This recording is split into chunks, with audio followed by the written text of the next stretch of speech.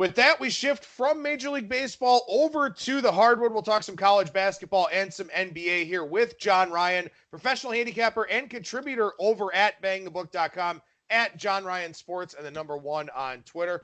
John, how's it going today, man? I'm doing well, Adam. How about you? I'm doing very well, buddy. Very busy time of the year, to say the least. 3 weeks till opening day. Conference tournaments in full swing. 19 conference tournaments start next week, including the Big East and the Big Ten, a couple of conferences that we're going to talk about here on today's segment. But before we get into that, something that you wanted to mention here, and maybe this is something that could have some relevance once we get to the NCAA tournament, that you just don't feel like there's a dominant player in college basketball this year. Yeah, that's true. And I don't really think there's a dominant team either. We're so used to seeing, Duke, Kentucky, North Carolina, names like that, Kansas, of course, being at the top. And Kansas is at the top this year, but I think this season has been one of the best for me to enjoy from start to finish. And it just seems like it's a big crescendo going into this, into these big tournaments. And then, of course, the NCAA tournament itself will be just absolute chaos in terms of trying to figure out a perfect bracket, which has never been done. So with that theme, there really isn't any what I would call a transcendent player either, like a Zion. Zion Williamson last year was, I forget how big he is, but he was 285 pounds, and he was a man among boys, and just dominated every time he was on the court. This year, there's some names that are, I think, new on the horizon. Starting with seniors too. They're not, freshmen that are coming in one year and being so great and then they go. And you can look at Kentucky, who is notorious for that, and they actually have 5 players essentially scoring about the same number of points per game, which he's never had that as a nucleus on any of his teams. It's always been 1 or 2 studs that come in and they go to the NBA. So on Seton Hall, you have senior Miles Powell, and unfortunately they lost their senior day game last night to Villanova. But being in the Philadelphia area, I wasn't too disappointed. But he has had an amazing history. If I remember right, he either broke his ankle his senior year in high school after he had signed to go to Seton Hall, and came into school completely out of shape and like 50, 60 pounds overweight. And now he's turned himself into this guy that just can't stop working, according to what you read from what his coach says. And he's definitely a Wooden Award candidate, in my opinion. He's just completely different than he was 4 years ago. Another guy out of the Big East and the Big Ten is the senior Pritchard from Oregon. Another guy that's in the Big Ten that we talk about all the time is junior Luka Garza. And then one that is really kind of a surprise that nobody thought of is Dayton. And Obi Toppin is just having an incredible year. Every time you watch him play, he's making dunks like you just can't even believe. So when they all get into the tournament, it's just going to be so enjoyable and so much fun to watch it. I would have to say, though, that my pick would be probably Marquette senior Marcus Howard, who has had 3 50-point games, which I don't think that's ever been done in the history of college basketball. This year, he's accounting for 33% of Marquette's scoring. And what's really remarkable about his play is that there's very few possessions that he touches the ball that he doesn't get immediately doubled and triple teamed, and he still scores 27 points a game. So that fundamentally, that's a problem for Marquette when they get into the tournaments, because they have one guy that basically contributes 33% of their output. But just to watch him play and how good he is, even when he's doubled, it's amazing to me. Well, speaking of Miles Powell, he's got a big game coming up here on Saturday. Seton Hall goes on the road at Creighton. If Creighton wins, they share the Big East regular season title. If Seton Hall wins, they'll end up winning it outright here with their 14-4 record in conference play. So a big one here really for both of these teams. And, I don't know how important necessarily seeding will be for the Big East Conference tournament, just because all of these teams have already shown a propensity to kind of beat up on each other. But for Seton Hall, going for that first outright title since 1993, certainly something they would like to have. But Creighton, a very, very good team at home. As we know, that jump shooting type of team, generally those teams are better at home. What do you think here about this one in Omaha coming up on Saturday?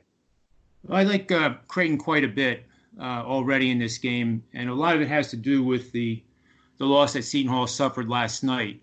I think the pressure of what you mentioned of not winning a conference championship since 1991 is weighing on them, and I think it was pretty evident last night. They didn't play horribly bad, obviously. They played well, but they didn't play well enough to beat a young Villanova team, but one that has one of the best coaches in the history of the game. So I've always had Creighton as the top-ranked team in the conference for about the last 4 weeks that you and I have been talking, and I still feel that way. So I'm thinking that Creighton's going to be probably about a 4.5-point favorite in this game. I wouldn't be surprised to see it that high.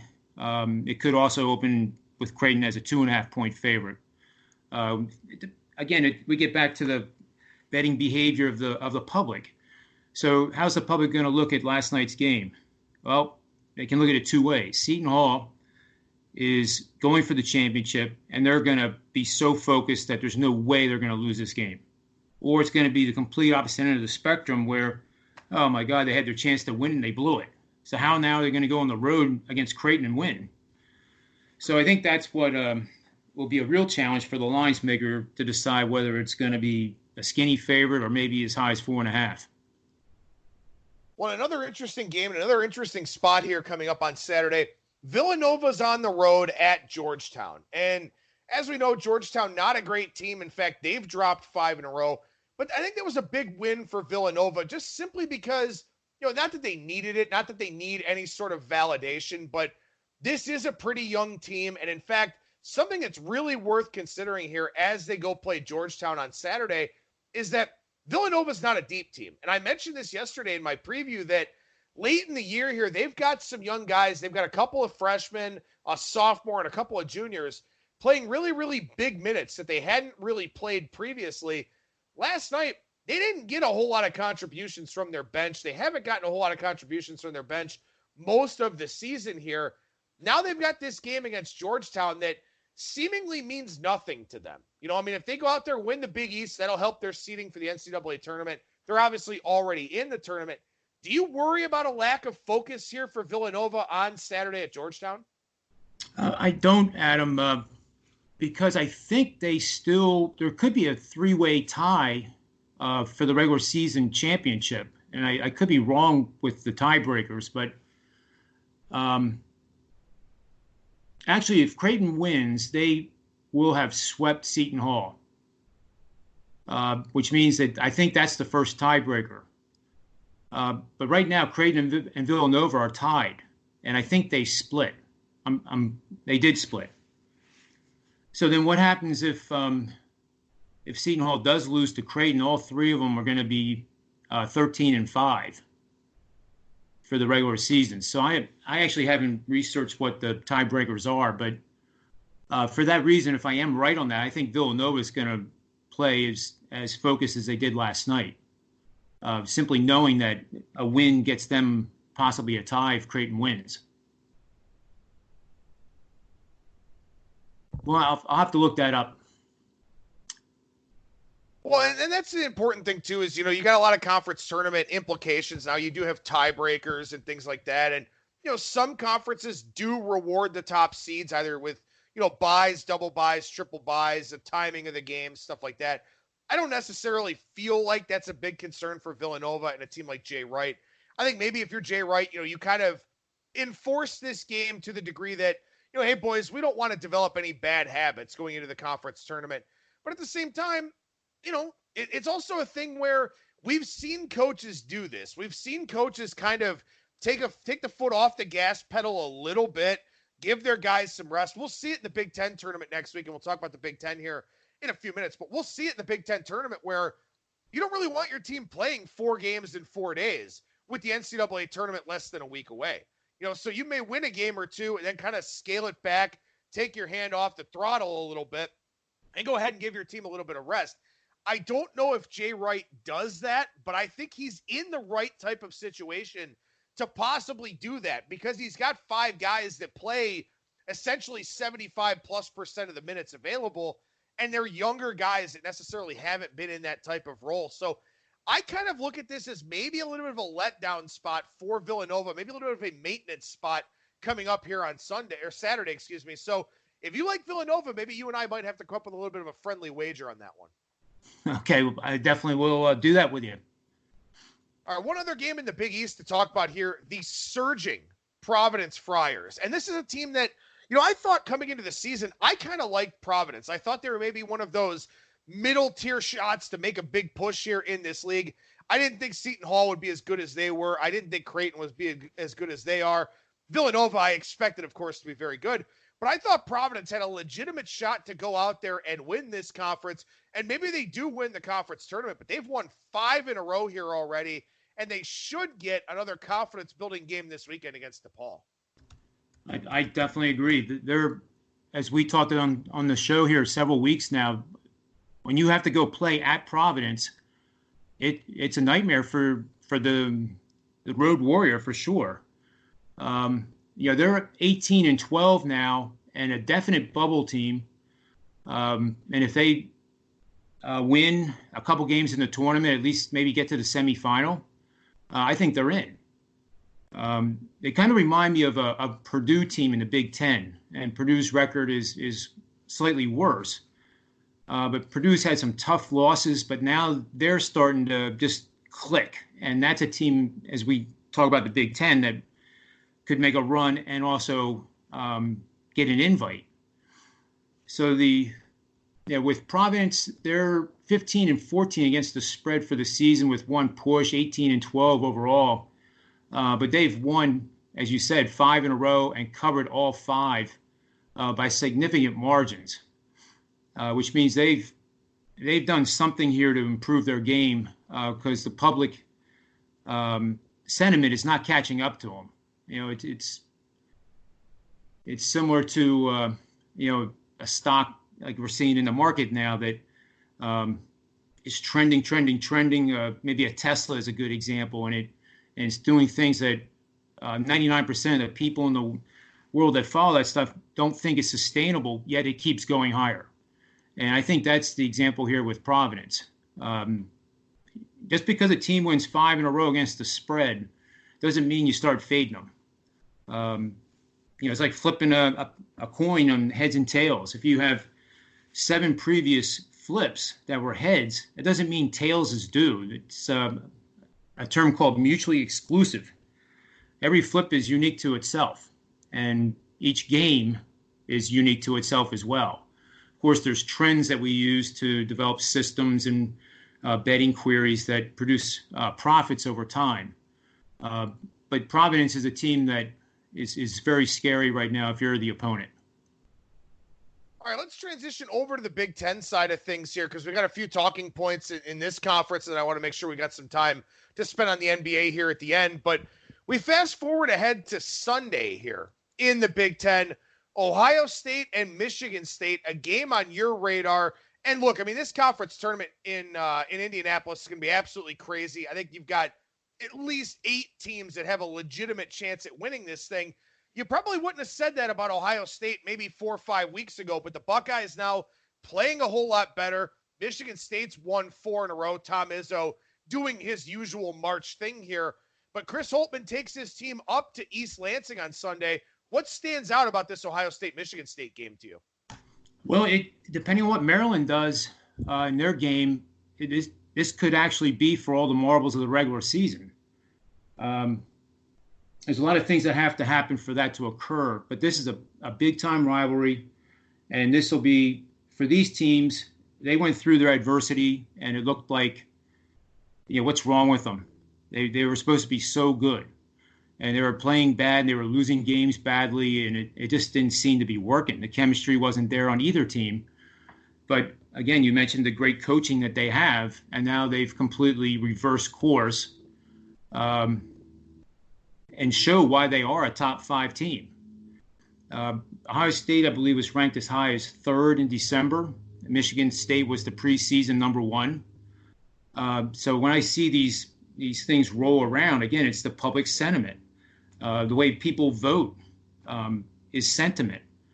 So you have these yo-yos where, well, I shouldn't say yo-yos as in the voters, but the roller coaster ride of the rankings, where a team all of a sudden that was deemed a top 5 is now suddenly falling out of the polls. And what changed?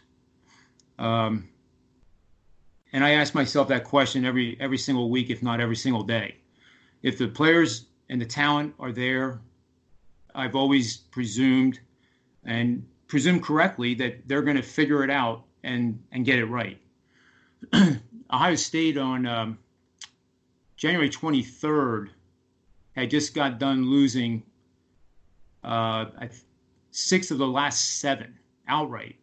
They were on a 7-game against the spread losing streak.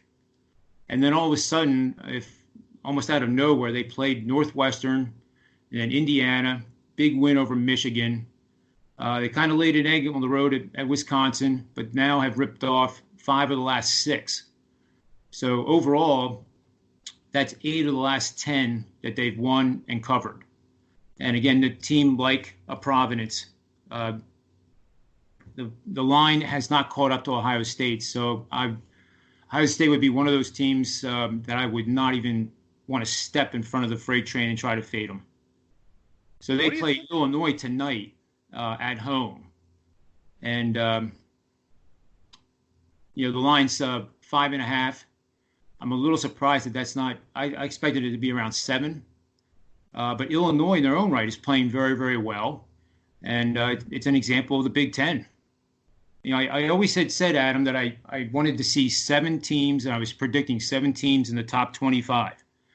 And I'm still wrong, because this week it went from 6 to 8.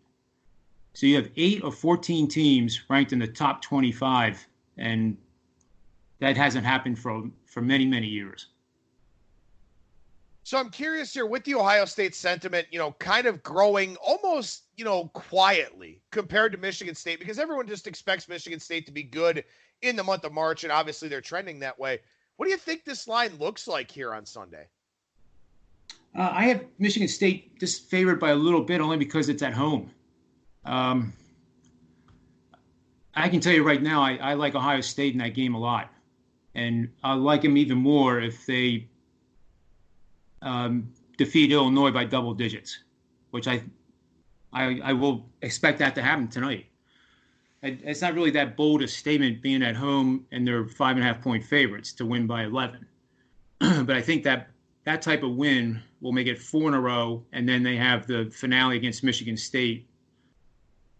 And I like Ohio State a lot. All right, so the early game on Sunday here, this is a noon Eastern time tip-off, is Michigan and Maryland, another game that you wanted to talk about. And obviously Maryland with a lot on the line here. I mean, they're trying to get at least a share here of the Big Ten Conference title. They've dropped 2 in a row. They're kind of starting to slow down a little bit, it would seem. But Michigan's a tough team to want to back right now. They've also lost 2 in a row, not really doing a whole lot in terms of adjustments. They're down to 500 here in conference play. They do wind up having a game tonight at home, laying a big number against Nebraska, which they should win. But what about this early tip on Sunday against Maryland? Well, I think the line will come out pretty close to pick, maybe Maryland favored by 1. Maryland kind of is going through the same thing that Seton Hall has down the stretch, with just kind of stumbling a little bit. Maryland has lost 3 of their last 4 after winning 8 in a row. So that came to an abrupt stop against a team called Ohio State. So I guess when you hit that brick wall, it does bring in the question of, maybe we're not as good as we thought we were, which does go through teams that are comprised of 20-year-olds. So I think that's the maturing process that Maryland's going through right now. Michigan has been pretty volatile in terms of their performance. The only team more volatile has been Iowa. As we had mentioned, Iowa, when they play bad, it's horrifying, and when they play well, they're like a Final Four team. So Michigan has had trouble defending the paint. So I think you'll see Maryland go after that. Michigan does a real good job defending the three. But I think Maryland will look to score as many two-pointers as possible against Michigan.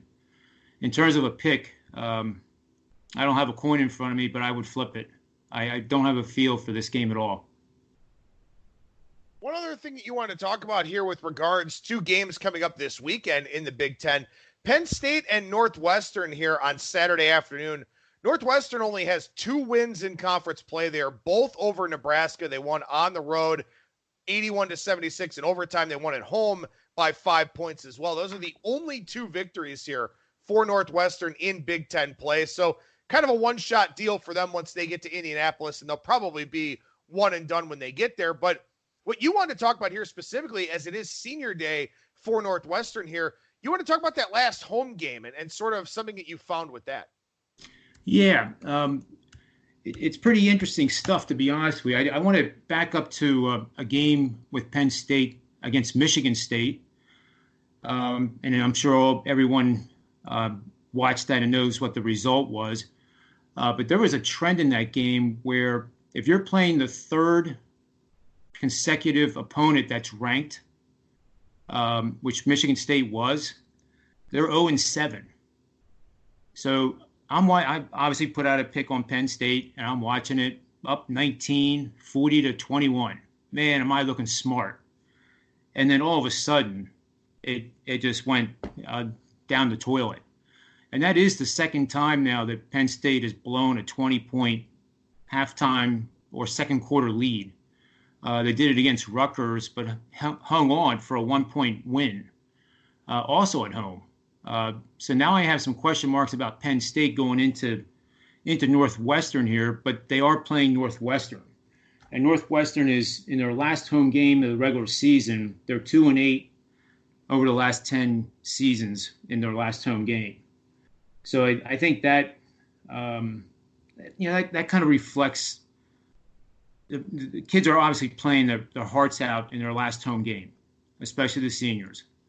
But when you know psychologically you're not nearly as good as a Penn State or any of the other contenders in the conference, and you're one of the cellar dwellers in the best conference in the country, I think it's hard to maintain 40 minutes of outstanding play to get an upset win. And Penn State is still playing for a lot. The seeding does matter. There's so many teams that are on top of each other in that conference. The double bye is huge. So I'm just pulling up, Penn State's 11-8, so they would go to 12-8. Illinois has 2 games remaining. They're ahead of them at 12-6. They obviously play Ohio State tonight. And then, Michigan State, Wisconsin are currently tied with Maryland for the number 1 spot. So even if you get the single bye, it's still beneficial to get that extra day or 2 of rest. Now, you had, in the notes that you sent over to me here, you had one other betting system that you wanted to touch on here. I don't know if this was Big Ten specific or not, but I know that you're very big into the trends. You're very big into running the different kinds of queries. What else have you found that's pretty interesting here for us? Let me pull that up here. You said it was the B19 betting system? Actually, that was a misspelling. It was that was supposed to be a 0. Speed typing, but it has to do with teams that are playing the last home game over the last 2 weeks of the season, and I was breaking it down to the last part of the season, or the last game of the season. And unfortunately, I had it pulled up, Adam, and I can't find it right now. All right, well, we'll get back to it here if you find it over the course of the rest of the segment, because I do want to make sure we spend a few minutes here on the NBA side of things. Obviously, conference tournaments, all the rage right now in college basketball, but the NBA is still just kind of plugging along as it usually is, and there are a few bye teams that you're kind of looking at here in the association right now. Yeah, I'm continuing my bullishness on Indiana. We mentioned that last week, and they went 2-1.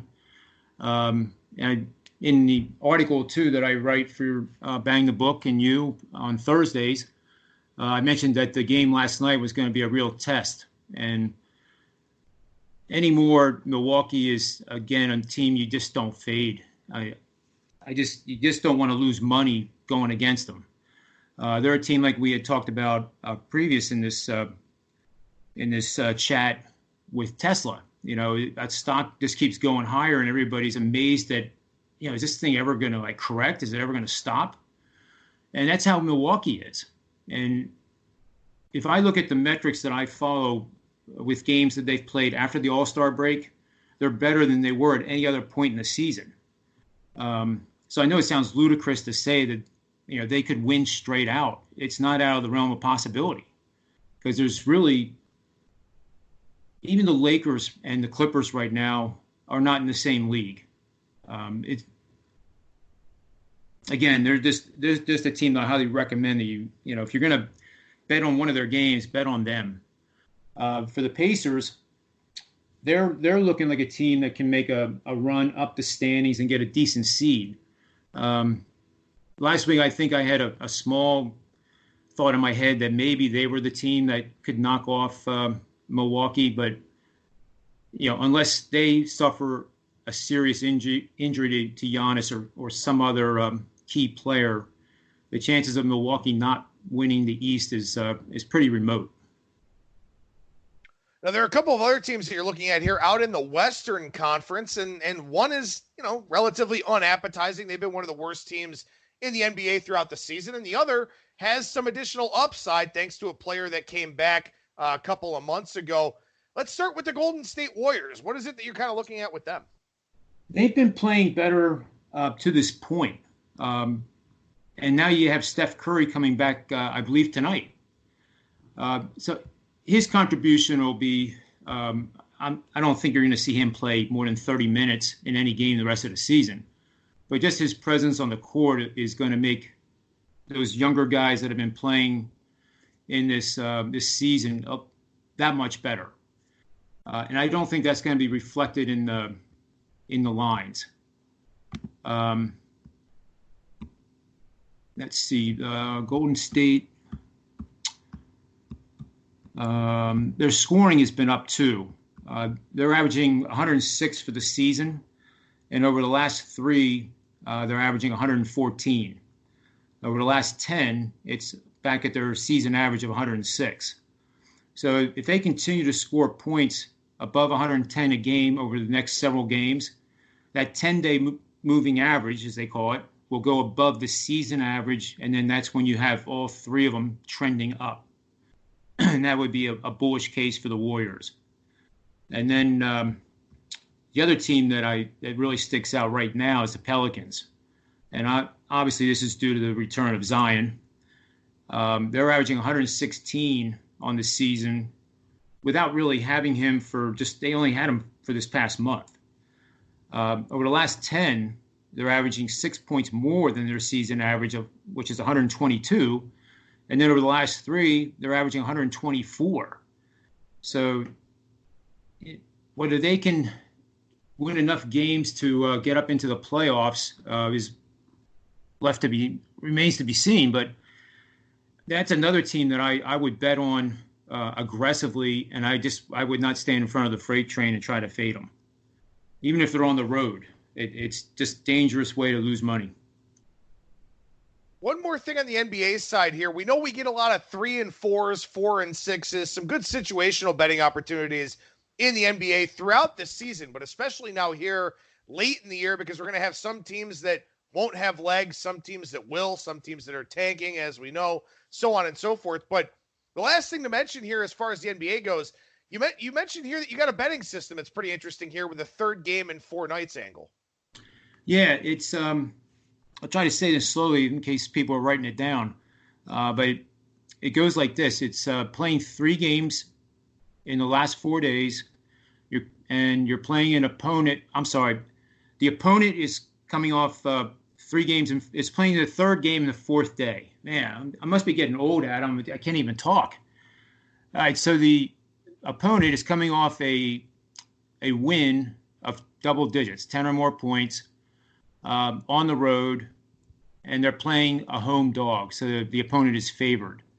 So again, it's the opponent is favored on the road, is playing their 3rd game in 4 nights, and is coming off a big double-digit road win. Since 2015, it's gone 51-24 with 3 pushes for 68%, and 38-40 straight up. So that brings in the money line feature of it too. And briefly, what I like to do with these dog situations, if they're more than 4.5, 5 points, a combination wager using like 80% of your normal bet on the line, getting the points, and then take the 20% and put it on the money line. And over the course of the season, doing plays like that is going to add a significant amount to your overall profit for the season. And, game by game, that doesn't matter. What matters is the whole season and doing it consistently every single time. That's what will make the added profits by the end of the season. Well, I got to say, John, I don't think it's a case of getting old. I think it's a case of it's been a long, 6-7 month stretch here doing all kinds of stuff with football and basketball. There's only so much you can take, mentally, and in terms of the research and the study and the grind. I assure you, you are not alone here in just having a lot of stuff running through your mind right now. It's definitely something that I'm dealing with, and I'm sure a lot of our other guests here on Bang the Book Radio are dealing with. But John Ryan, you can find his work over at BangTheBook.com, taking a look every week at the Big East, at the Big Ten, and some NBA buy and sell for us. And, of course, John, as we always like to mention, your Twitter page, at John Ryan Sports and the number 1. A lot of stuff going on there as well. Yeah, I'm going to offer listeners a chance to take a test drive in the NBA. I've been selling the subscription packages for the conference tournaments and the NCAA tournament, so it really wouldn't be fair to do that. But the NBA season is going very well for me. It's hitting 60% right now for the entire season. So if you want to take a test drive of that between now and Sunday's games, just direct message me at my Twitter, and we'll get you set up.